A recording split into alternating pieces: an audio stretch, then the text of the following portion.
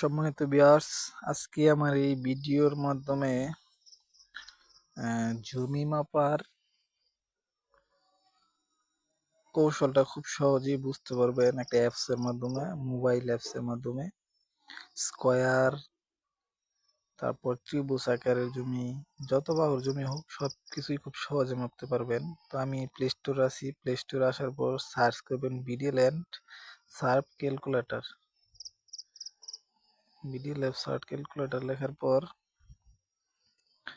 এই আপনার এই যে জমি জরিপ ক্যালকুলেটর, তার উপরে চাপ দিবেন।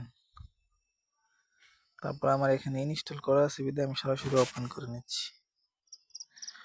ওপেন করার পর এই যে স্কোয়ার ফিট, ত্রিভুজ মানে আয়তকার জমি, ত্রিভুজকার জমি, একাধিক ত্রিভুজ, জমির ভাগ বন্টন, এক কথায় সকল ধরনের জমি এখানে মাপতে পারবেন। তো ধরুন আমি আয়তকার একটা জমি মাপবো, তো এর উপর ক্লিক করব। তারপর দৈর্ঘ্য দিব, ধরুন দৈর্ঘ্য 20 মিটার। তারপর ফুট হইতেছে 30 মিটার, দৈর্ঘ্য প্রস্থ হইতেছে 25।